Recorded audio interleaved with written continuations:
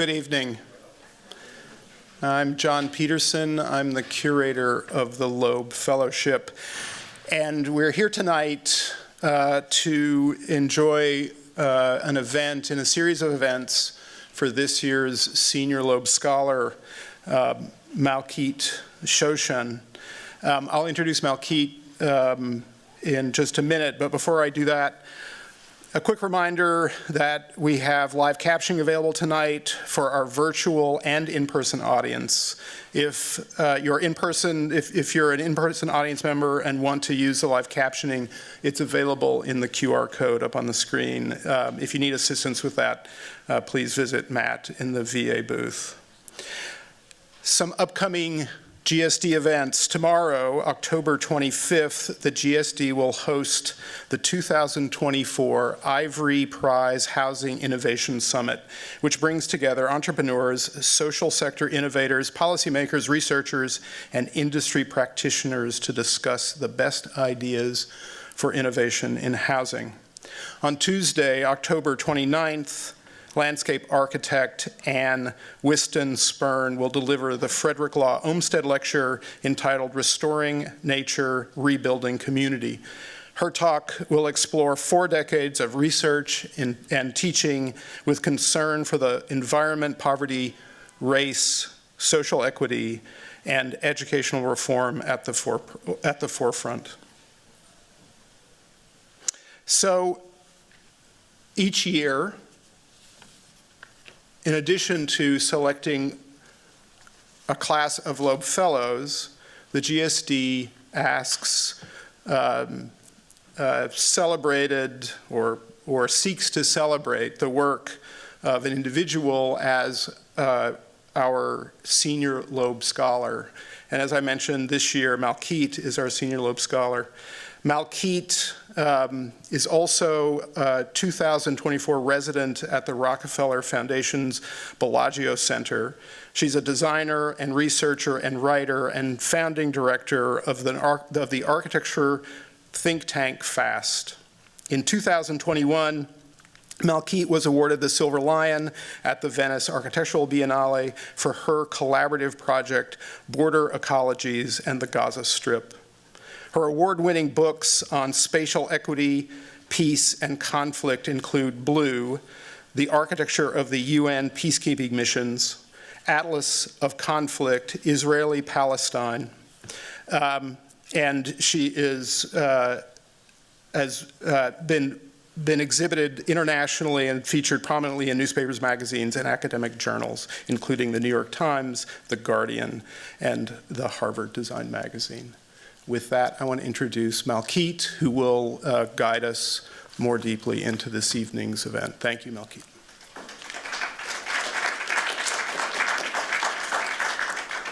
Thank you, John, for the introduction, and thank you, everyone, for joining us this evening and for all your support along the way. This is the 5th public event in our Designing Within Conflict Building for Peace Senior Loeb Lecture and Workshop series that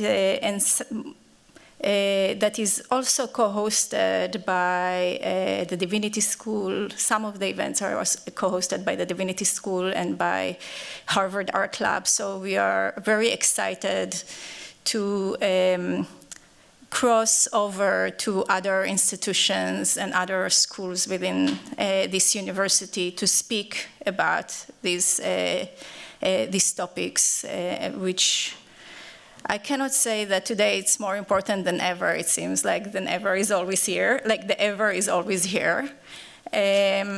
So today's event is titled Reconstruction and Redestruction. It aims to address the complex challenges of post-war reconstruction, examining how such efforts reshape lives, histories, and identities. The built environment is both a record and repository of complex personal and cultural histories, capturing the narratives of the people and forces that shape it over time. In times of war and during post-war reconstruction efforts, these intricate histories and cultural legacies are at risk of erasure. So today's discussion unfolds against a backdrop of ongoing global conflicts, where the destruction of built environments represent not only physical devastation, but also cultural and symbolic violence. As Croatian journalist Slavenka Drakulic wrote, "A dead woman is one of us, but the bridge is all of us, forever," arguing that the loss of buildings and infrastructure signifies far more than the material damage. It represents the erasure of cultural memory and collective experience that bind people together across generations. So wartime destruction of cities is immediate and highly visible, but the subsequent reconstruction is laden with complexities such as continuous cultural erasure and socioeconomic displacement. The turning rebuilding into a powerful narrative tool that can either honor histories or overwrite them. With more than 100 active conflicts raging across the world that devastate human life, the built environment and ecosystem, it is vital to discuss the topic of post-war reconstruction. I have multiple narratives now going, so I have the slides telling one story and I'm reading a different text. So I hope you will be able to intersect. I'll try to give time. So today's event draws inspiration from themes we began exploring nearly 2 decades ago at a symposium titled Reconstruction of Memory. At that gathering, we challenged international norms regarding the definition and protection of cultural heritage. The symposium featured multiple case studies and was co-initiated by the architectural think tank FAST and by Zochot. Zochot is a Tel Aviv-based nonprofit dedicated to raising awareness about the Nakba. And the Nakba is the first mass displacement and dispossession experienced by Palestinians around the time of the international recognition of Israel and the Arab-Israeli War in 1948. The founders of Zochot believe that acknowledging these historical injustices is crucial for reconciliation and peace between Israelis and Palestinians. One of the case studies that we explored at that gathering was the reconstruction plans for Lifta, a Palestinian village in West Jerusalem whose historical narrative faced potential erasure due to government-designed master plan. Lifta is a small hunting village, stands apart from the hundreds of destroyed Palestinian localities as a reminder of pre-1948 Palestinian life.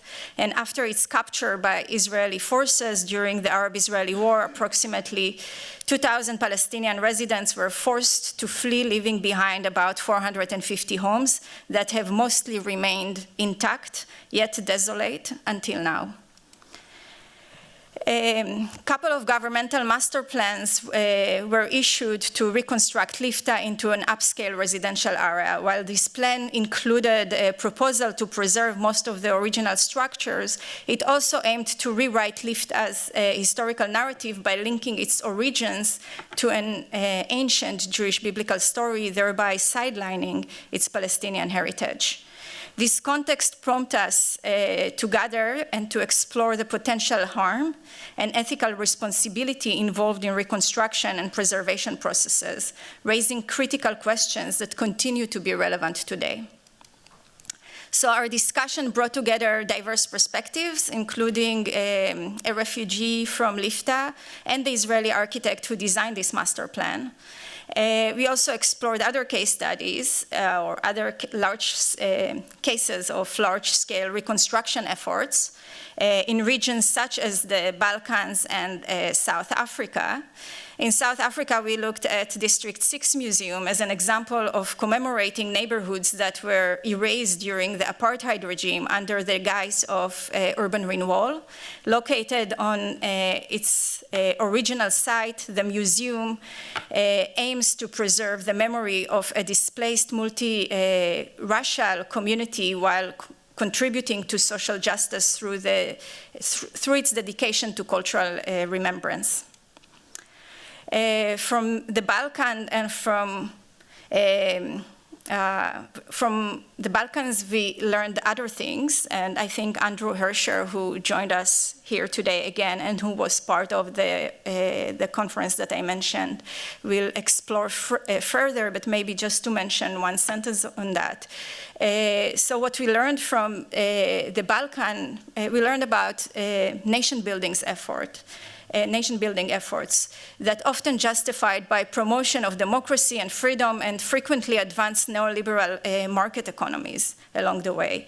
These typically involve reshaping institutions, privatization of local resources, the expansion of global markets, and so on. Such economic and political interest can exploit crises to implement controversial policies under the guise of reconstruction in ways that marginalize local cultural narratives and sideline the needs of those most affected by conflict.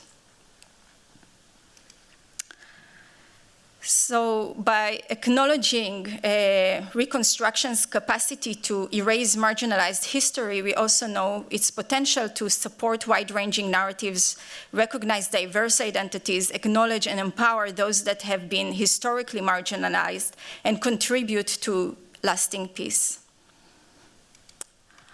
So this evening, we are joined by two speakers with rich knowledge and personal experience in this field. Their insights drawn from involvement in major international reconstruction efforts in Kosovo, Iraq, and Afghanistan. Afghanistan, which was the largest and most expensive reconstruction endeavor of our time, and provide invaluable lessons for current and future reconstruction work. Our first speaker is Daniel Serwer, a senior fellow at the Foreign Policy Institute of the Johns Hopkins School of Advanced International Studies and a scholar affiliated with the Middle East Institute. With an impressive career in diplomacy and conflict resolution, Serwer has served in various key roles, including as a wartime special envoy for the Bosnian Federation, the vice president for Centers of Peace Building, Innovation, and Peace and Stability Operation at the United States Institute of Peace. He was also the executive director of Hamilton Baker Iraq Study Group, which aimed to develop actionable recommendation for US policy in Iraq. And he's also an accomplished author. His books include From War to Peace in the Balkans, the Middle East, and Ukraine, which he published it in 2019, and he is revising it with a new edition scheduled for release in 2027. So following Daniel's presentation, we welcome Andrew Herscher, a professor at Michigan University, who took part in the Reconstruction of Memory conference that I mentioned earlier.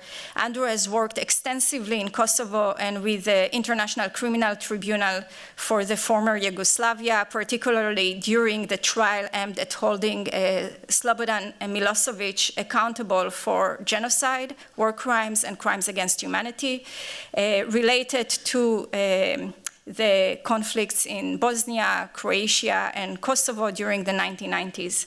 The trial was considered one of the largest forensic crime scene investigations in modern history. Among the contributions were reports produced by Andrew and the NGO he co-founded, which enabled the tribunal to link the destruction of buildings to broader crimes against humanity. I actually found your name in a transcript that I read of the Milosevic trial. And I tried to reach you after that. It took a while, but I found you. So these reports revealed how the eradication of cultural sites serves as a vehicle for cultural erasure and political oppression. And Herscher is also the author of several books. One of them is Violence Taking Place, the Architecture of the Kosovo Conflict. So thank you for joining us today, and please join me in welcoming Daniel Serwer. His presentation will be followed by Andrew's, after which we are hoping to have a conversation with them and with you. So thank you.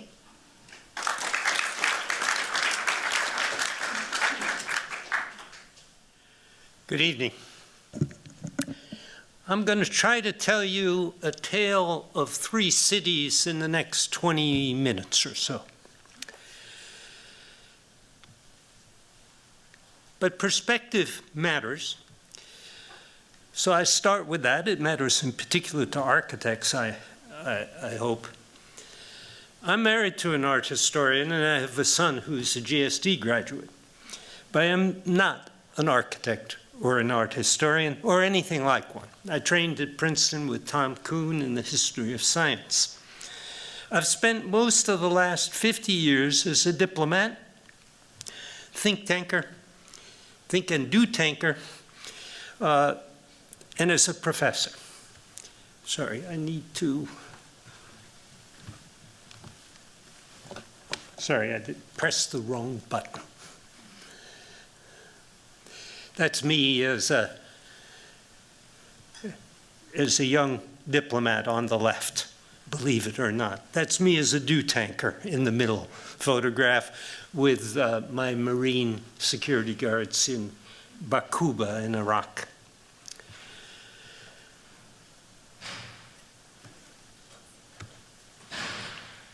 For the past 2 decades, I've worked primarily on the Middle East, starting in Iraq, but also including Syria, Libya, and other victims of violent conflict. But I share some experience with Professor Herscher in Kosovo and Bosnia in the 1990s and 2000s, and I'll focus mainly on reconstruction in those areas. The Balkans in the 1990s were where it was at. You're mostly too young to remember. Maybe almost all of you are too young to remember, but from 1990 through about 2001, the conflicts in former Yugoslavia were the stuff of front-page news in the United States. The way Gaza is today or Ukraine is today. This was the unipolar moment in international affairs when the US could do what it liked pretty much any place on earth. The Soviet Union was history, China was still emerging, and Europe was just beginning to become a union. Much of American attention focused on the Balkans. This is the Balkans, more or less, except that Greece is part of the Balkans and isn't really shown. Belgrade,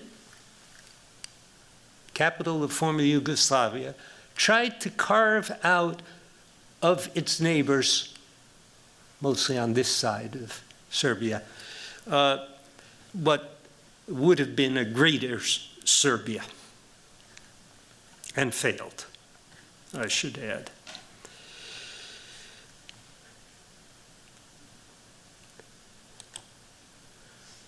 These were the results. Geopolitics was out, humanitarian intervention was in. First in 1995, a combination of NATO military force and US and European diplomacy ended the war, ended 2 wars actually, in Bosnia and Herzegovina. And large parts of the country looked like this when I first went there in '94. This was emblematic of that conflict, the burning of some of the main office towers in Sarajevo.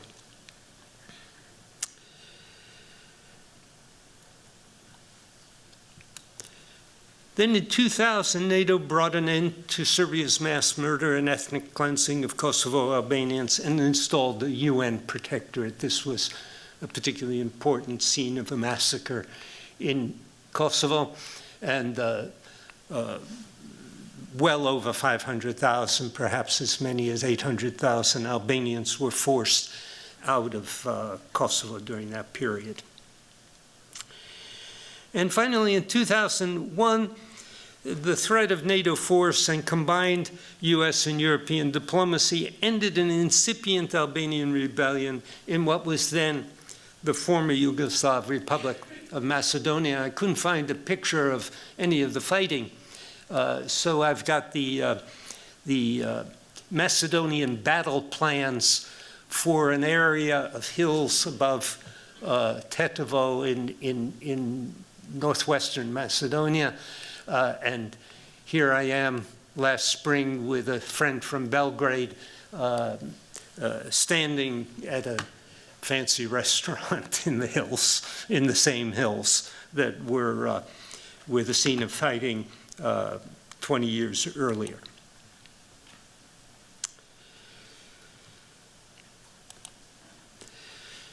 Many issues remain, but peace has endured in all three of these places. Remember, here's Bosnia and Herzegovina, Kosovo, what is now North Macedonia. Bosnia has an elaborate and highly dysfunctional governing system based on power sharing among the three main ethnic groups. Macedonia, now denominated North Macedonia for official purposes, also has elaborate power sharing arrangements, but is far more democratically functional. Kosovo has established a more or less democratic, liberal democracy with minority guarantees, very firm minority guarantees, but Serbia and some Kosovo Serbs remain recalcitrant. In all three countries, remnants of interethnic and other conflicts incite difficulties. I'm going to focus on the three capitals, Sarajevo, Skopje, and Pristina, where I visited last spring.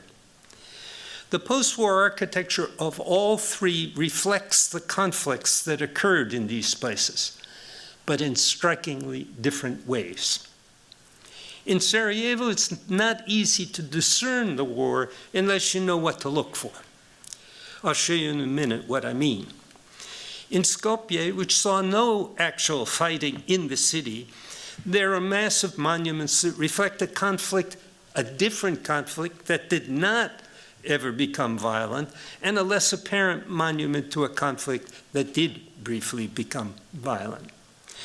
And in Pristina, which saw ethnic cleansing but little actual fighting, the heroes of conflict are now prominently represented. Sarajevo obscures the conflict. It was under siege for 3.5 years, but you wouldn't know that if you didn't know what to look for. Even the pockmarks of bullets on downtown facades, which used to be kept unrepaired intentionally as a reminder of the war, are now mostly gone. A cable car takes you up into the hills, the mountains really, above the city, to a place from which the Serbs fired artillery into the city during the war. Nothing along the way indicates that history. The toboggan slide from the 1984 Olympics is still there, not repaired, but impressively graffitied, I must say. This photograph doesn't do justice to the graffiti on the toboggan slide. This idea that the conflict is obscured in Sarajevo is not everybody's perspective, and so I should acknowledge that this is, I'm saying something that is not accepted by architectural historians. A person I don't know, Sundus Al-Bayati, has published a blog on the Society of Architectural Historians site that asserts exactly the opposite. He writes, "It is not possible to walk anywhere in the city without being confronted with the wounds of the siege. It is like the city has become a museum to the atrocities of the Bosnian War expressed in different forms and scales of memorialization." I think he's wrong. I think it's entirely possible to walk in the city without noticing most of the memorialization he cites. The main mosque is repaired. The main Serb and Roman Catholic churches are still where they have been for centuries. There is no sign of the Croat and Serb exodus from the city, except for traffic jams on their routes to work from suburbs where many of them now live. They left the city during the war and now can't afford to buy apartments back in the city. You need to go pretty far out of your way to visit what's called the Tunnel Museum. It's a museum of a tunnel that was dug under the airport to enable relief from the siege during the war. And there is a museum, but it's, well, it's right near the airport. You can visit it, but it's not very prominent.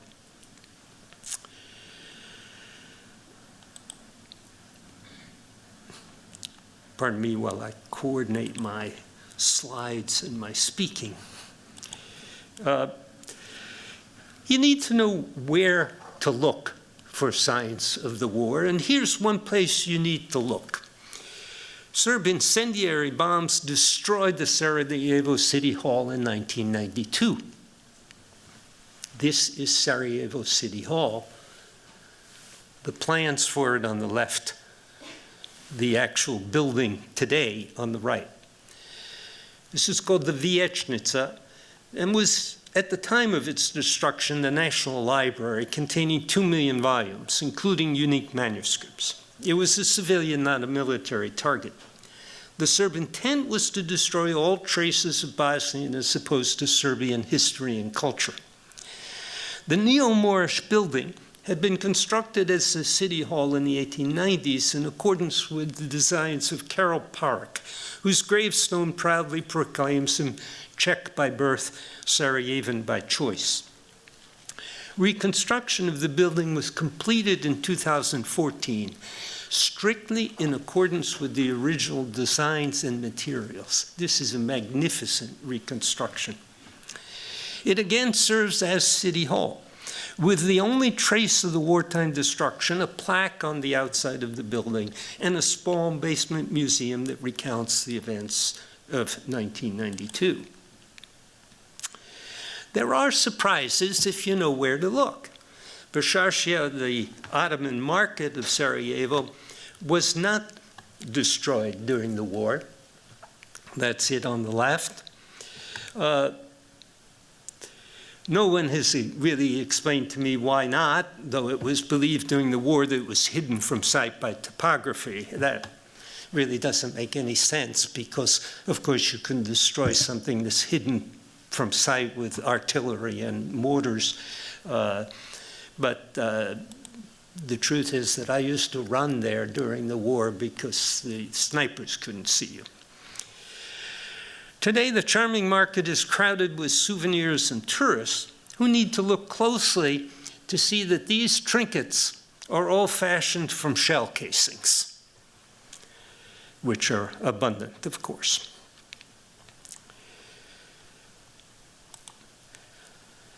There are a few other reminders of the war. First of all, the cemeteries, one of which occupies a public park across the street from the country's presidency. You don't often see a cemetery across the street from the presidency. There's also the tomb of Ilija Izetbegović, the country's first, that's his tomb there, the country's first president during the war, which occupies a central spot in a Muslim cemetery, somewhat removed from the center. There are also these Sarajevo roses, and these are the most ubiquitous of the signs of the war. They are marks left by mortar shells on the streets that are now filled in with this red resin. These are examples, but non-monumental ones, of what I gather Lebbeus Woods regarded as his third principle. The post-war city must create the new from the damaged old. And there are a few of these signs on the streets advertising a siege museum and a genocide museum, but frankly, I couldn't find anybody who had been to either one. They're private museums. The Sarajevo City Museum is a wonderful museum that is all about the archaeology of the city. So why is the war obscured in Sarajevo? First of all, no one won the Bosnian War. The conflict ended with a settlement negotiated in Dayton, Ohio in 1995. The people who remain in Sarajevo are not proud of the war or of its outcome. They don't want to forget it, but they also don't want to glorify it. Any effort to memorialize the war in Sarajevo in a grand way would resuscitate wartime emotions.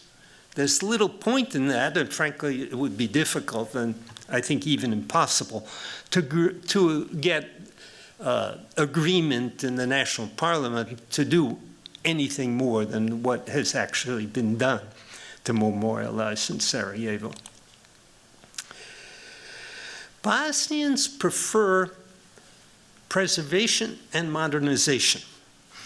So here are two very striking examples side by side near Basharcia, just outside Basharcia in the center of Sarajevo. On the left is the Hotel Europe, reduced to concrete slabs during the war. I remember it in that condition, but now reconstructed and modernized. It's really quite a nice hotel. These two buildings I couldn't get them both in the same photograph, but they do actually face each other on the same piazza. This is the Tashlihan, which is an Ottoman inn now modernized to an upscale shopping center. Bosnians even like to preserve what they all regard as ugly. Here is a building known as the Papagajaka, the parrot, designed by Dragan Bijedic and Mladen Gvozdin and modernized with seemingly nonsensical graffiti, preserved. I can't tell you how many times Bosnians told me during the war that they wished that the artillery would hit this building. That doesn't mean it isn't a good building architecturally, but it is a sight for sore eyes. And to finish on a prettier note, also illustrating preservation and modernization, there's this new Islamic center, and I'm sorry I don't have the name of the architect of the Islamic Center. There's a new Islamic Center. There's this rather fancy but traditional restaurant with this spectacular chimney. And I had lunch here with a Bosnian politician. So here's the place where war really did occur. Monumentalization did not, but preservation and modernization does happen. Let me add an editorial comment. Ethnic nationalists who brought the war to Bosnia still dominate its politics. The Serbs want to secede, the Croats want their own separate governing entity, and the Bosniaks want a unified country. But you can hear very little of that with ordinary people in Sarajevo, where the population is overwhelmingly Bosniak, though there are Serbs, Croats, and others who live there. An enormous gap is opening between the country's citizens and its political leadership. I can only hope that one day that gap will be expressed at the polls. To be honest, it already is expressed in Sarajevo, where the young mayor is a socialist who doesn't identify with any of the main ethnic groups. Skopje is a different story. It was all but destroyed in the 1963 earthquake when it was the capital of one of the 6 republics. Sorry, I forgot to get you a good picture of Skopje destroyed. When it was the capital of one of the 6 republics of socialist Yugoslavia. The city was reconstructed thereafter, partly according to the plans of the Japanese architect Kenzo Tange. I hope there's somebody in the audience who knows more about those plans than I do. I'm not going to comment on them. But somehow, and if you can explain this to me, I hope you will, the execution of those plans, or of something like those plans, left a large asphalt square in central Skopje on both sides of the Vardar River.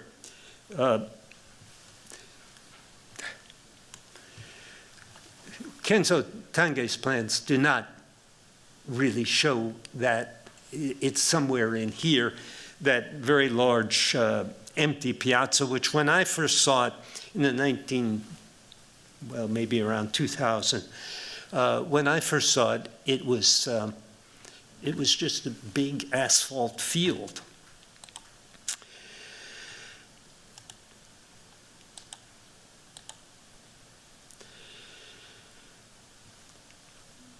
Macedonia gained independence in 1991 and managed to avoid violent conflict, protected by UN peacekeepers. But it failed to get recognition by its constitutional name and joined the UN as the former Yugoslav Republic of Macedonia, referred to at the UN as the FYROM. Why? Athens objected to the former Yugoslav Republic's use of the term Macedonia, which he claimed should be exclusively Greek. It also objected to the FYROM's flag and some provisions in its constitution, issues that were settled in 1995. But the name issue, as it was called, lingered until 2018, when it was settled by calling the country for official purposes North Macedonia. This agreement included acknowledgement that the country's main Slavic-speaking ethnic group is not descended from the ancient Greeks. But in the years of diplomatic conflict preceding the agreement, Skopje falsely claimed its ancient heritage by adorning its main square with heroic statues, classical facades, and a triumphal arch. The result is more kitsch than impressive, but hard for me to criticize. This is in Skopje. I think it's the Archaeological Museum, but somebody may correct me about that. This is the Library of Congress, the reading room of the Library of Congress, which would make Emperor Augustus blush, to tell the truth. And, you know, Washington was founded as the new Rome at a time when nobody had any concept of what the future would hold for the United States.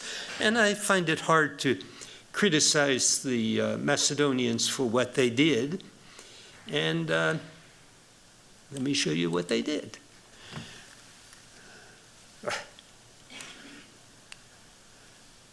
Giant statue on a giant pedestal in the middle of the piazza, a nice triumphal arch at one end of the piazza. And this is just for contrast. This is a photograph taken in the touristed part of the Albanian section of the city, which was relatively unaffected by this reconstruction.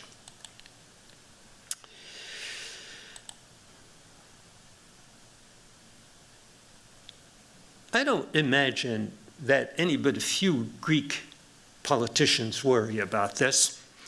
The tourists who take the photographs of these monuments don't, I think for the most part, know what they are. They're rather like the equestrian statues of Union generals set up in Washington circles after the Civil War to offend Confederate sympathizers who were the majority in the city. They represent conflict, but they're largely ignored by the locals. They're there, you can't miss them, but they seem to have little impact on the society.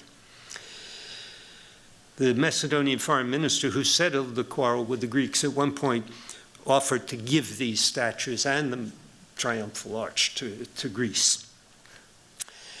They're going to remain a memorial to a conflict that I hope will be rapidly forgotten. The same can't be said about a less prominent memorial to a conflict that persists in Macedonia. Skopje has been settled for thousands of years. In the 3rd century, it was invaded by a group called the Dardanians. Albanians, who today constitute more or less 1/4 of the population, are possibly descended from the ancient Dardanians. More than a decade ago, the Macedonians started building an Orthodox church in the heart of Skopje's Ottoman fortress. You can see a bit of the fortress there. This is the unfinished church in the fortress. Albanians objected, claiming that Dardanian artifacts were being destroyed.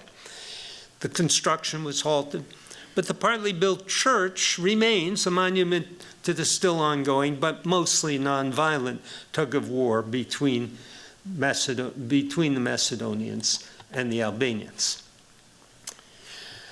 Pristina is another story. Kosovo, more than 90% of whose population is Albanian, declared independence from Serbia in 2008. Its peaceful protesters had demonstrated throughout the 1990s against Serbian oppression. Its Kosovo Liberation Army fought against Serbia in 1998 and 1999 with support from NATO. Serbia still claims Kosovo, which is not universally recognized and not a member of the UN. Its capital, Pristina, has precious little of its Ottoman past, apart from a few mosques and museums. But the 1999 war is ever present. Quite unlike Sarajevo, you can't miss the war in Pristina, where the killing was far less evident. The city has erected monuments to KLA fighters. Here's one, the first leader of the KLA, to the leader of the nonviolent protests, Ibrahim Rugova, and to the Americans who mobilized NATO support, Bill Clinton, and Bill Clinton, Madeleine Albright, whom I don't have a picture of there. And there are giant portraits of two KLA leaders, one a former president, that's Hashim Thaçi, now on trial for war crimes in The Hague. An enormous Orthodox church stands partly constructed on the grounds of the university. It's a monument to both the Serb regime and to international community efforts to prevent the Albanians from dismantling it. This is quite unlike the Catholic Church, finished after the war, which has a statue of Ibrahim Rugova, the first president, in front of it. And why is that? That's because the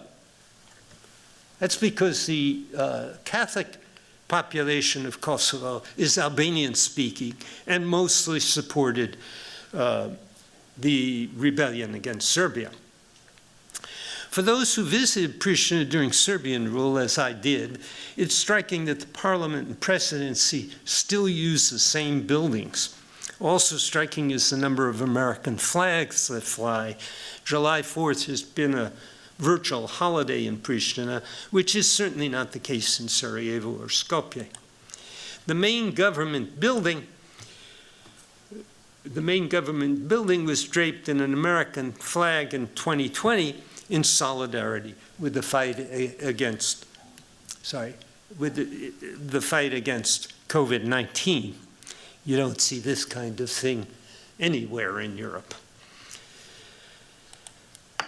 So that's my tale of three cities.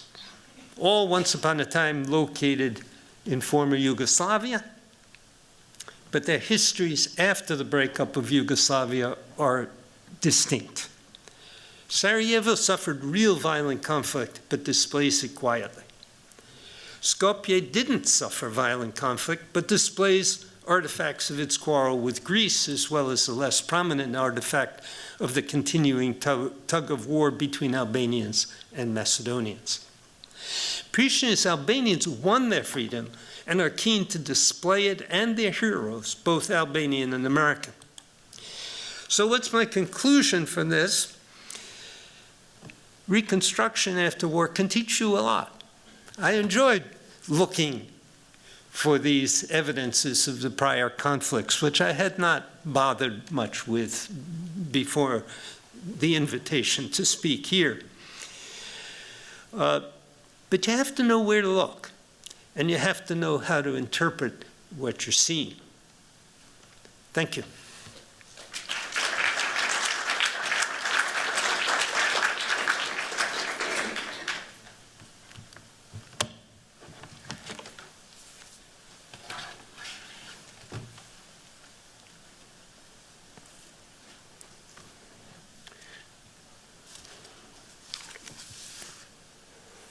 Thanks, Daniel, for beginning the discussion, and also thank you to Malkit for organizing this panel. I'm very happy to be here. I'm very honored to be here, very honored to have an opportunity to contribute to the conversation. If Daniel just told you a tale of three cities, then I guess what I'm about to do is tell you a tale of just one city. But maybe it's not even that. Maybe it's not even a tale of a city as much as it will be a tale of a system of global order, and the way in which that system grounded itself in a place that it had no capacity to recognize, and even had no capacity to recognize that lack of capacity. There will be a city in this story, however, and that city is Pristina, the last of the three cities that Daniel just talked about. I'm going to talk about Pristina for two reasons. The first reason is, let's say, analytical. The post-war reconstruction of Kosovo is sometimes posed as a successful example of reconstruction. At times, it's posed as a model for other instances of post-war reconstruction. So what does successful post-war reconstruction actually look like? Despite what you might think, this question isn't usually answered with respect to the built environment. Instead, it's answered with respect to things like the formation of a free market, or an independent judiciary, or a representative government, or other sorts of political and economic institutions. So what this means is, among other things, is that you can learn a lot about post-war reconstruction by looking at the post-war built environment, and that's what I'm about to do. The second reason I'm going to talk about post-war Kosovo is personal. Before I began to study reconstruction in Kosovo, I was one among a small army of people who carried out that reconstruction. I did this primarily through my work with the United Nations mission in Kosovo. I served in this mission for about 5 years, including 2 years on the ground in Pristina. So, for me, coming to an understanding of post-war reconstruction is also coming to an understanding of what I did, and equally as important, what I didn't do during a very consequential part of my life. So in the tale that I'm about to tell you, I'm going to say nothing about the history of Kosovo. I'm going to say nothing about the identities or religions or cultures of the people of Kosovo. I'm going to say nothing about the lived experience of those people, whether before the Kosovo War, during the Kosovo War, or after the Kosovo War. Maybe I don't need to say this, but I will also say nothing about the Kosovo War itself. I'm going to tell my tale in this way because it's a tale about post-war reconstruction. And I'm going to pose post-war reconstruction to you as a project that programmatically attempted to render on-the-ground conditions in Kosovo irrelevant, whether by assimilating them to universalizing categories or by parochializing them as local assets, local cultures, local stakeholders, and so on, or simply by disregarding them. All this in order to reorder a territory where global order was perceived to be threatened. In other words, what I'm going to try to suggest to you is that Reconstruction was a project that largely ignored the ground it took place on, but precisely in so doing, it was a project that radically reorganized that ground, reorganized it to the point where an architect was killed for practicing his profession there. So in what follows, I'm going to talk about post-war reconstruction, and particularly in Pristina, to try to make a few more general points about contemporary post-war reconstruction. First, post-conflict reconstruction is a project defined by self-identified international stakeholders that are, more precisely, global hegemons. In fact, global systems of order, what are often called world systems, I would suggest, are much more legible on so-called global peripheries than they are in so-called cores. And this means that it's precisely in places like post-war Kosovo where the forms of global order appear most clearly. Second, because of the way in which post-conflict reconstruction is premised on the consolidation of global order, this reconstruction extends forms of structural violence that are usually the underlying causes of conflict to begin with. And this is why the reconstruction of the post-conflict environment is itself a form of conflict, a form that qualifies as redestruction as much as it qualifies as reconstruction. Third, the horizon of the critique of post-conflict reconstruction should be political, not procedural. This horizon should not be defined by things like best practices, lesson learned, other sorts of procedural forms, but rather by the politics of the polities that emerge out of conflict. And these are the politics of self-determination and of liberation. And fourth, attention to these politics in the post-conflict environment could lead us away from projects organized around local and international stakeholders towards projects organized around what I would call alter internationalisms. And these would be internationalisms premised on visions of justice and of peace and of democracy to come. So in 1992, then Secretary General of the United Nations, Boutros Boutros-Ghali, explained that, in his words, in surveying the range of efforts for peace, the concept of peace building as the construction of a new environment should be viewed as the counterpart of preventative diplomacy. This new environment that the Secretary General advocated for is the precise object of post-conflict reconstruction. And if we would take his words at face value, we would immediately understand reconstruction not as a repair or a restoration of an existing environment, but rather as a replacement of that environment by a new post-war version. And if we would follow the theory and practice of post-war reconstruction in the years after the Secretary General said these words, we would see how the construction of new post-war environments was taken up by an ensemble of discourses and institutions and situations. We might understand this effort, I think, as part of a post-Cold War dynamic in which territories where the new global order is perceived to be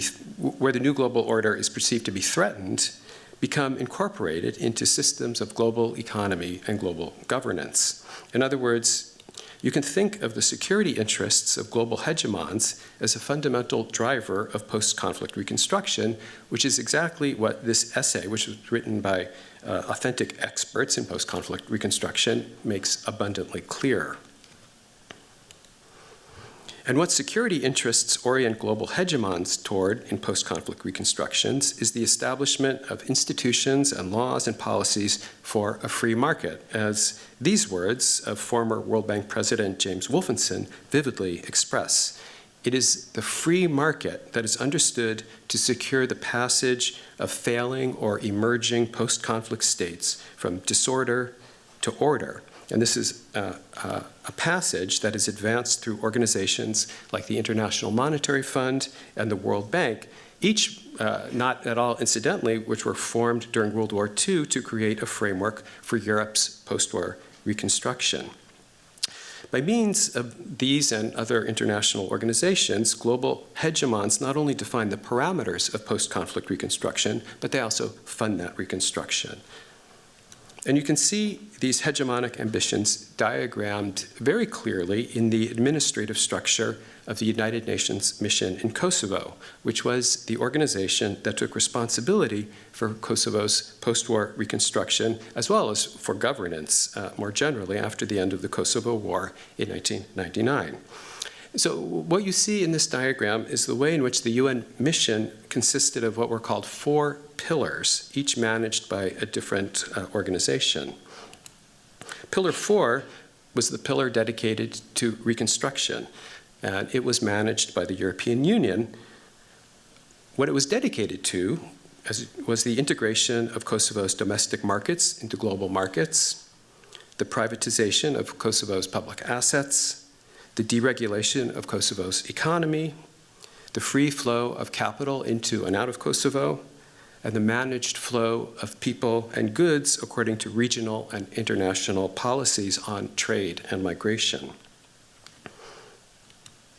On one hand, this meant that post-war urban and regional planning in Kosovo was oriented towards economic development, so that planning functionally transmitted ambitions around privatization and market globalization into spatial form, primarily with respect to infrastructure. On the other hand, this meant that the vast majority of the built environment was not included in the imagination of post-war reconstruction. It might be possible to say that the built environment was omitted from the reconstruction process. But I think that it's actually more accurate to say that as an unregulated space left to whatever interests had the capacity to claim and develop it, i.e. to the free market, the post-conflict built environment was an exemplary achievement of Reconstruction's neoliberal program. In Kosovo, and this is true also of many other post-war environments, the one building sector that was directly supported in Reconstruction was housing, which was a focus of humanitarian efforts in Reconstruction's early phases. You might think that this focus was primarily driven by the objective need to expand Kosovo's housing stock, which was catastrophically damaged during the Kosovo War. But perhaps even more important was the ambition of EU nations, many of which had granted asylum or provisional residency to Kosovar refugees during the war, to return those refugees back to Kosovo. To put this bluntly, houses had to be built in Kosovo so that Kosovar refugees could be both expelled from the EU and also prevented from subsequently seeking asylum in the EU. Humanitarian housing in Kosovo took form through the construction of houses by an ensemble of NGOs and by the provision of construction materials for self-built housing. Building materials for both NGO-built and self-built housing was largely imported into Kosovo. The local building material industry, and this was an industry that produced bricks, doors, windows, other materials and products used in construction, this domestic building industry had limited access to post-conflict reconstruction. So post-conflict reconstruction thereby served to hollow out Kosovo's domestic building material industry and globalize the market for building materials. But it was other arenas of privatization and market globalization that had far more dramatic spatial consequences. Before the war, Kosovo's economy was primarily agriculture-based. After the war, cheap imported food was introduced into local markets, and this undermined domestic agriculture. The collapse of domestic agriculture sponsored a growing rural to urban migration, and this was a migration focused on Pristina, Kosovo's capital city. And this migration intensified as the city responded to the growing presence of internationals who are working on Kosovo's reconstruction, so that a large service sector developed there to provide for these internationals. The growth of Pristina led to a huge expansion of poorly serviced informal settlements, some of which were built on abandoned private property, but most of which were built on publicly owned former agricultural land that surrounded the city. So, as in many other developing countries, the post-war Kosovo has become a place where a single city hosts an enormous share of the country's population. One typical way to understand informal building is that it is a kind of subaltern urbanism. But as many theorists of informality have pointed out, informality is not restricted to urban peripheries and subalternities. It's a production of space that also includes the extractive urbanism of elite developers and investors working outside the rule of law. And so, at precisely the same time as Pristina's periphery sprawled because of informal settlement, the city's core densified as unpermitted multifamily, mixed-use, and commercial buildings were built on the sites of single-family and small multifamily houses, typically by developers and investors who were trying to take advantage of rising rents in what was a rapidly growing city. In particular, much unpermitted building took place on sites occupied by under-maintained, dilapidated, or abandoned pre-modern buildings in the city's core. Many of these buildings dated from the Ottoman era. This was an era that extended to 1912 in Kosovo, or from the Austro-Hungarian period in nearby Bosnia, which sent many architects to Kosovo. You're looking here at the remains of what I think was the last Austro-Hungarian building that was destroyed in Pristina. This was the Union Hotel, which was burned down in 2008 to make way for a new building. The densification of Pristina's core, then, has been based on the large-scale, unauthorized destruction of a rich repository of buildings, many of which were listed historic monuments. And this is precisely why, as Daniel mentioned, Pristina has precious little of its Ottoman heritage left. All of that heritage blocked more profitable uses of property, a strategy of destruction that marks the collapse of the right to the city. In 2000, when unpermitted post-war destruction and construction in Pristina was already rampant, the director of the city's Department of Spatial Planning, Reconstruction, and Development was an architect named Recep Lutzi. Among Recep Lutzi's tasks was the issuing of demolition orders for what were called illegal buildings. In September 2000, after Recep Lutzi had hired a crew of architecture students to document thousands of these illegal buildings in Pristina, he issued demolition orders for 3 of those buildings, and he was then shot and killed. No one was ever charged for his murder.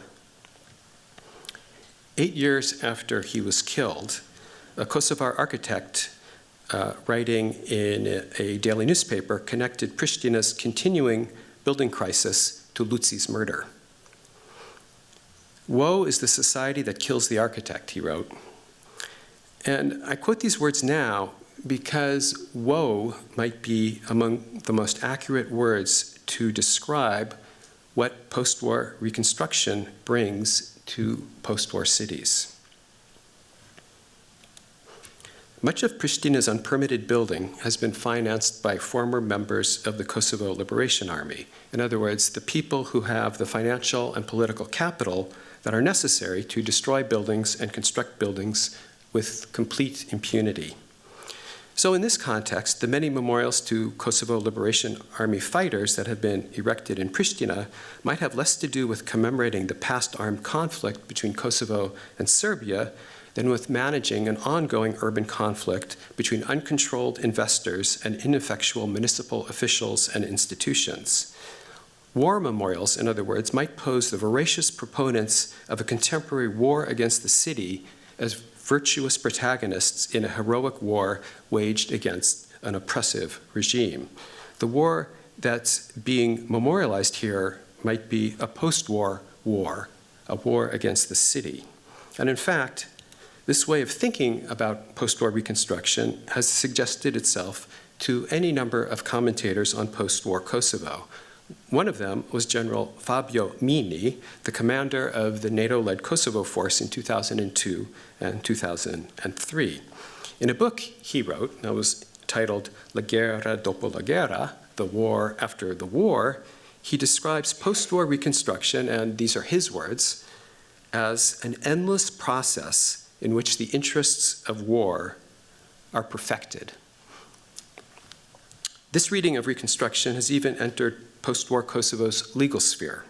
So, for example, in 2016, in the context of a corruption case that was filed against 10 of Pristina's municipal building inspectors, the state prosecutor pointed out in her opening remarks that the physical destruction of Pristina after the war vastly overshadowed the destruction inflicted on the city during the war. The Kosovo capital survived the war with almost no consequences, she pointed out.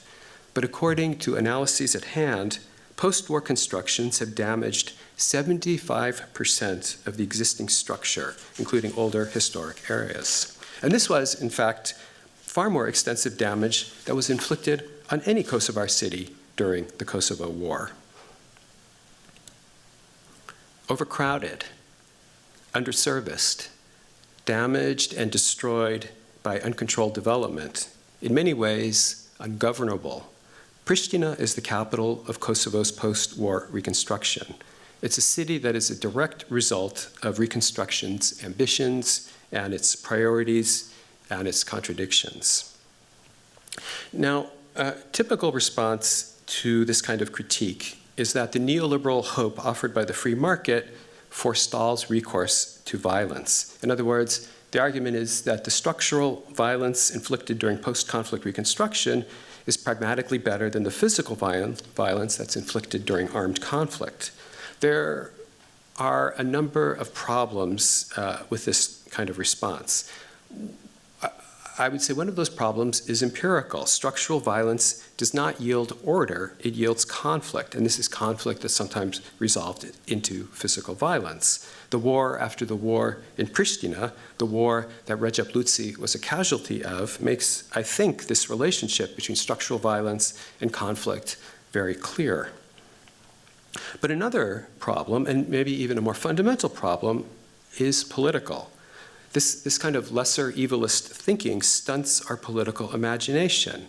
It hinders us from prefiguring futures that are not based on existing alternatives.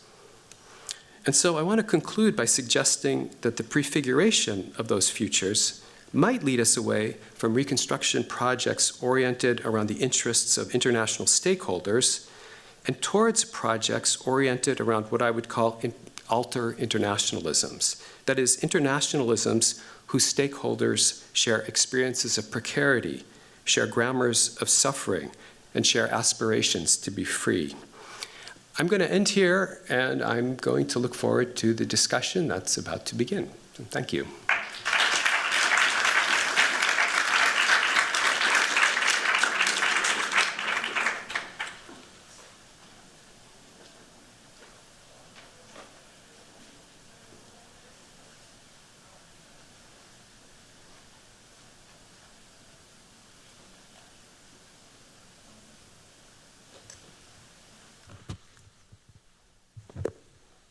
Thank you. It was interesting to listen to your presentations. I mentioned it earlier.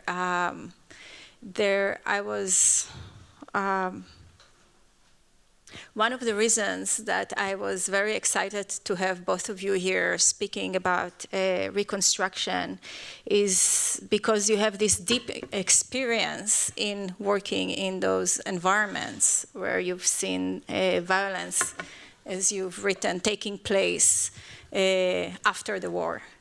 And you both had very interesting perspectives also about reforms, how to reform institutions and how to think about, you know, like prefiguring futures. I don't know how to start this question, because it starts with a comment, because one of the things that I think we spoke about quite a lot is how we can reimagine the protocols of reconstruction, how we can reimagine the institutions that produce this and perpetuate these forms of violence. We seems to be continuously trapped in legacies of former life, of former institutions. I'm thinking about one of the comments that were raised in, for instance, the reconstruction of memory conference that we had, that came about by a representative of REWAC, which is an organization that works in the West Bank under occupation, trying to preserve Palestinian cultural heritage. And one of the issues that they dealt with is actually a British law that create the condition and put the framework in place for preservation to be impossible. So the British law determined that only pre-1700 buildings should be preserved, and everything that was built during the Ottoman Empire shouldn't be preserved. And this law was inherited by also Israelis, and then you have a history that is kind of erased through protocol, through bureaucracy. And similarly, with the international organization, one of the fascinating, actually the first time I visited actually the business school, there was an exhibition about the Lehman Brothers and how they were working. One of the brothers was working on the UNRRA, which was the United Nations Relief and Rehabilitation Administration that was established in 1943 after the Second World War to produce the protocols for post-war reconstruction. And that organization was at its peak, hired more than 42,000 people to write those protocols. Those protocols eventually led to the production of the Marshall Plan and to the IMF, etc. So those are the legacies in which I feel like we are still trapped, and the need to rethink in the future for something that liberate us from those constraints that are part of our system. So I think I agree with Daniel. It matters where you look. You need to know where to look in order to see what is going on. And so my question to you, given your experience in those very complex contexts, what is it, like, if you think about the future and if you see the challenges ahead in Gaza or Ukraine, what would you recommend doing? I mean, your presentation was clear in a way, but I wonder what is it that you would like us to warn us from? I would like to ask this to Daniel first, and maybe you can respond. I agree entirely that we failed in some way to,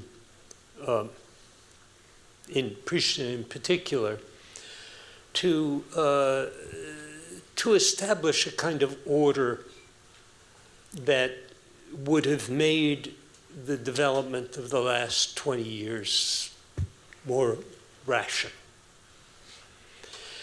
But I really don't think it's our responsibility.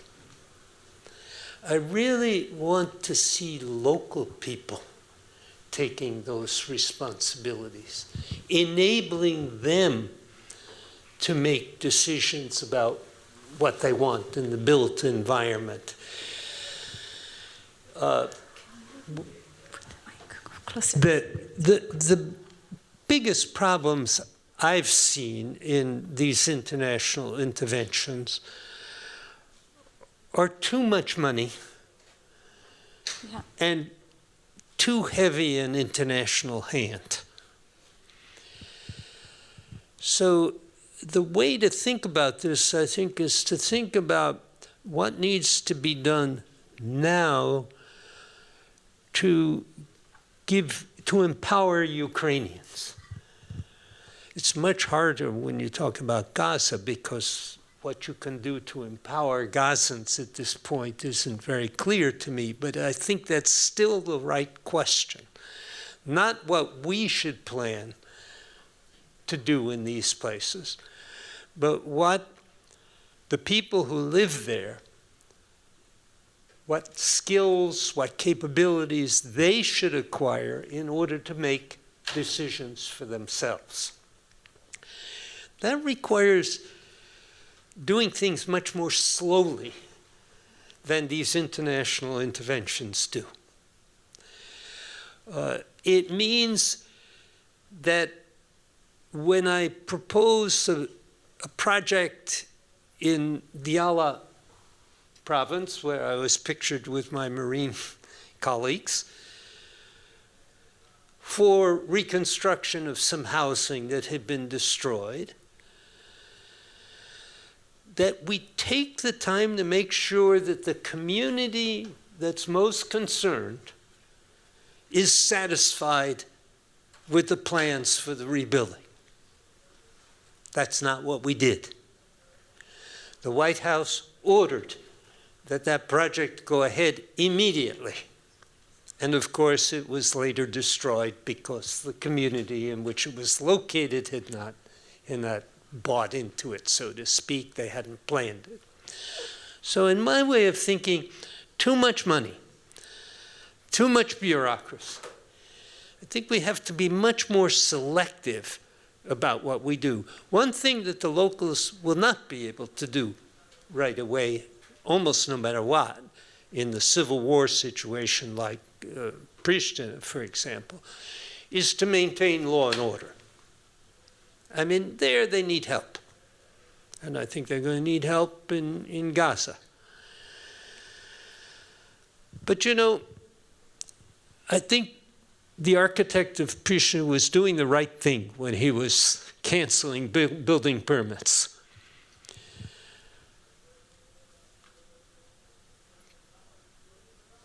But maybe he was doing it too fast.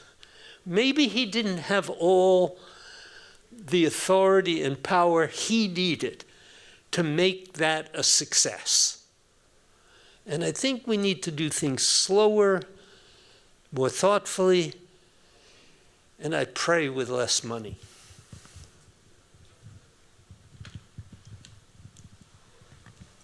I appreciate your answer, Daniel.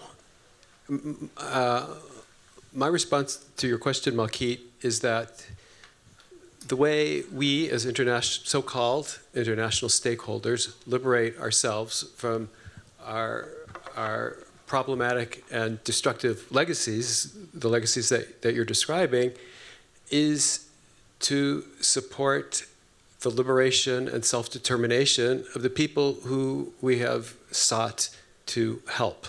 So in this sense, I agree with Daniel. I guess the one maybe caveat to that agreement, it has to do with thinking in terms of local and international, thinking in terms of local stakeholders, local communities, using the term local, which to me is a parochializing term, because local is always enmeshed in a hierarchy with the international. And within that hierarchy, that hierarchy is not one among equals. Internationals are mobile, locals are immobile. Internationals have the capacity to help, locals need help, and I could go on and on and on. So it's kind of a response to your question, Malkit, in terms of the protocols we need to reimagine, I think has to do with reimagining the very words that we use to describe this context that we seek to work in. Thank you.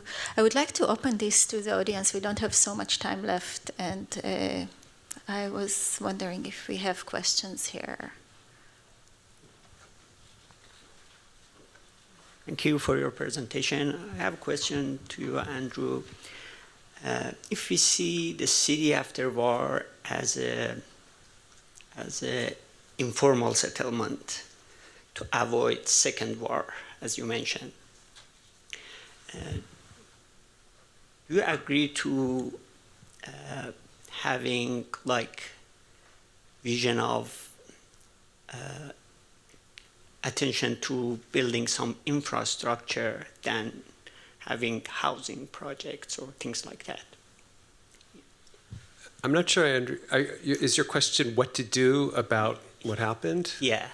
So my question is to avoiding, if you want to avoid as architect second war after the war.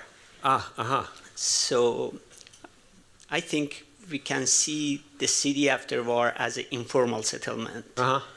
And if we see on that way, do you agree with having the normal building or some infrastructure? Got it. I understand. Like Cedric Price's vision of the city, the urban planning. Yeah, right. This response might be very inadequate to you, but this is my response. What happened in Pristina, and I say this based upon many theorists of informality, is that it wasn't a spontaneous kind of emerging that represents the kind of authentic ambitions of urban subalterns or urban elites, for that, on the other hand. What it was a product of a planning decision about where planning stops. So in that sense, informality is produced. It's planned, and it's planned by decisions about what to plan and what not to plan, what fits within the post-war reconstruction project and what doesn't fit. And so what happened in Pristina has to do with drawing those kinds of boundaries. So in terms of what architects could do is, I think about our expertise has a lot. Our expertise can offer a lot, I think, to understanding what happens to cities in post-war situations and what sorts of planning, whether it's done slowly, and I appreciate Daniel's kind of emphasis on that, or not, what is useful, productive, and liberatory to do. And I don't know. I think those kinds of questions are decided on a very situational basis. That's how I would answer that question.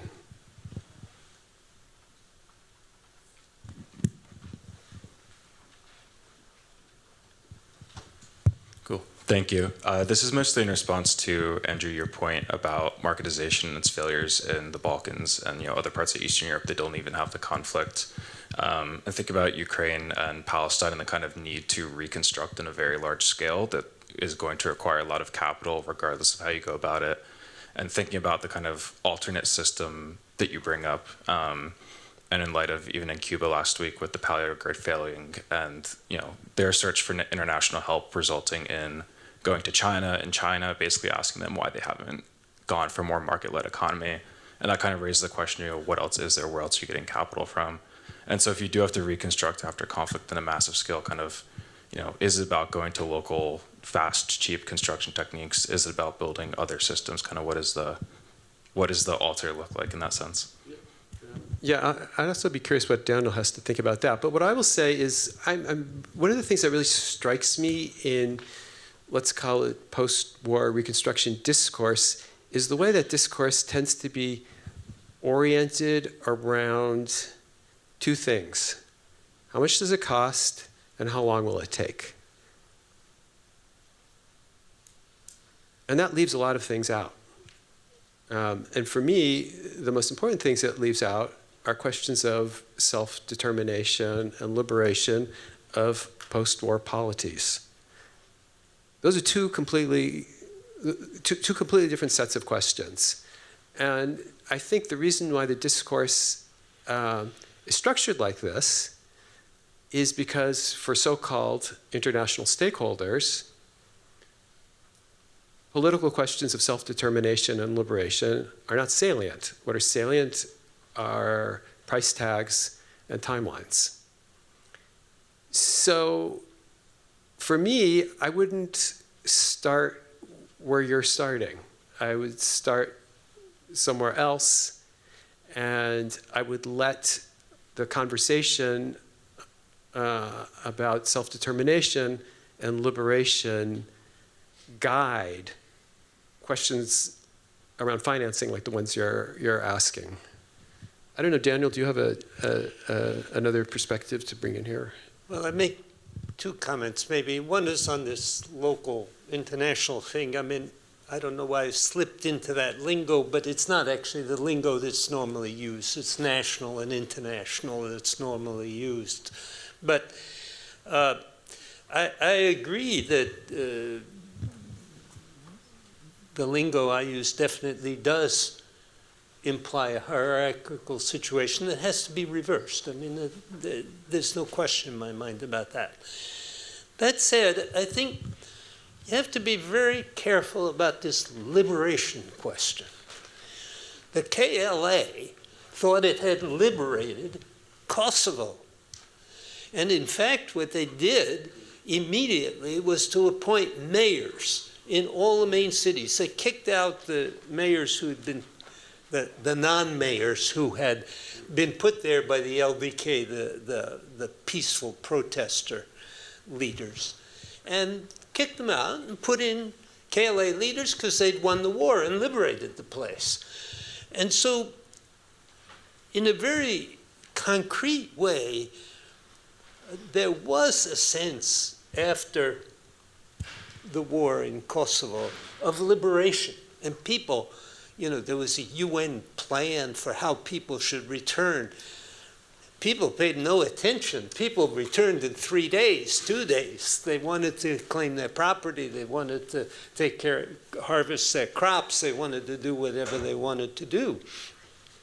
So, you know, I mean, the KLA thought by means of its liberation, it got the decision making. And the internationalists like me went to the KLA and said, look, you're going to screw things up for yourselves. Because in the first 6 months, in the first year, things aren't going to go well. We know that. We've been here before. We know that. And your mayors are all going to be voted out. And a year later, when we decided to do the municipal elections before the national elections, all the mayors, almost all the mayors, were voted out. So who represents liberation in this scene? You know, it's very difficult for the outsiders to tell, and the nationalists, if I can call them that, whatever we want to call them, they're divided. They don't know who represents liberation or not. Can I add one thing? I mean, I completely agree with you, Daniel. I mean, I think about how Frantz Fanon called the space of liberation a zone of occult instability. But just because it is a zone of occult instability, just because, as you said, it's a very complicated space to comprehend, much less to enter into, maybe that doesn't mean we shouldn't do it. Maybe we should learn to figure out a better way to do it. It's going to take time, and people in these situations are very impatient, I'll say that. I mean, I said we should make it slower and spend less money. But the nationalists aren't going to agree with that.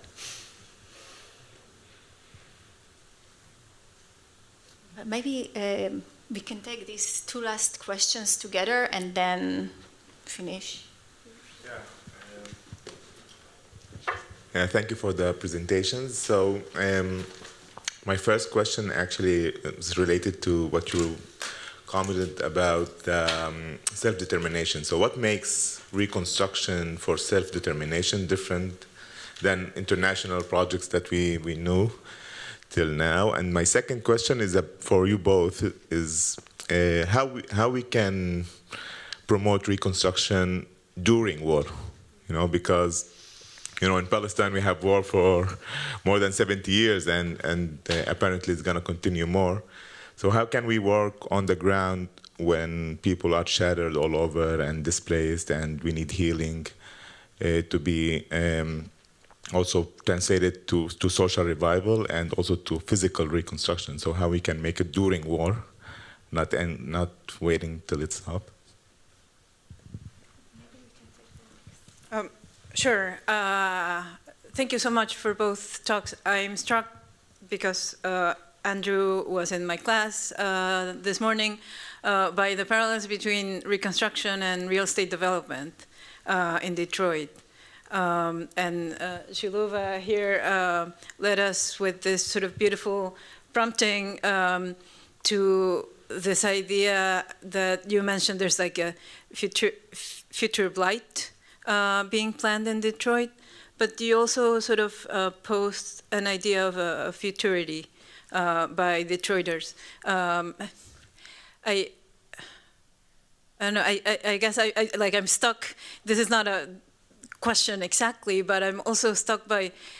I guess that the solution to me to the international, national, or local divide is to think, perhaps prompt us all to think about not the locals in Kosovo as a unified agent, but just the same way we would think about people in Detroit. We wouldn't think, real estate developers in the same page as Wayne Curtis and Detroiters, and perhaps that's what we need to disentangle in thinking about them. Sorry, that's not a question, but yeah. Reconstruction during war.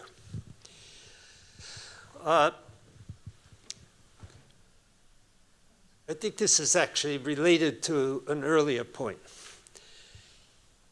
It seems to me that if you're going to try to do reconstruction during war, it should serve humanitarian purposes, which means that it's not going to be reconstruction as reconstruction. It's not going to look like what you do after a war. But if the water system isn't working, that's what you need to reconstruct, because people need water. It's the first of the humanitarian requirements. People need shelter. You're not going to reconstruct real buildings in Gaza. People are constructing what they need, what they absolutely require, which is tents, unfortunately. I would much prefer they were in tents. But that's the humanitarian necessity. And I think, the only place that I've seen a real reconstruction effort during war was actually Sarajevo. And there was an American diplomat who was the head of the UN Reconstruction Unit for Sarajevo during the war.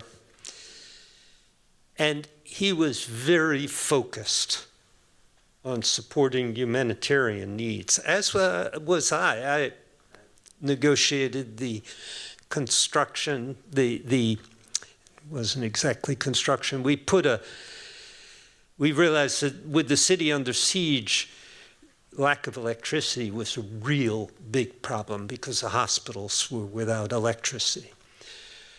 So in the winter of 94, 95, George Soros came to see the Secretary of State, and we agreed to share, the government and Soros agreed to share the costs of putting in the electrical line through the tunnel that they'd already built into the city.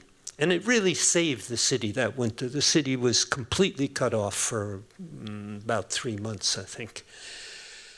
So I think it's infrastructure to support humanitarian requirements that is the real priority during war.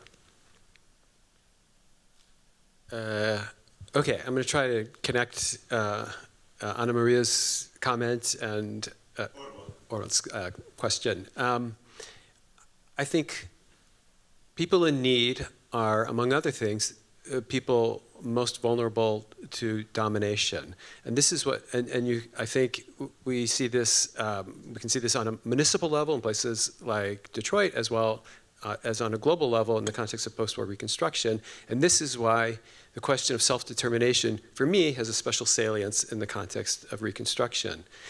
And it's also why the question of futurities has a special salience in reconstruction. It's because reconstruction also is a potential opening to another way of living, of being together, of inhabiting space. And so to employ it as we have done as a vehicle for extending global order, which is to say the status quo is a real really prevents us from taking advantage of this opportunity to explore those kinds of futures. Thank you. I think we should end here. Thank you very much for sharing all this information with us. And I guess it is to be continued. And for all the students here and the people who joined this conversation, I think there is so much work for us to do in trying to expand the vocabulary and the imagination and challenge our institutions to be accountable for the kind of legacy that they carry and the impact that they have on the environments at large. So thank you so much.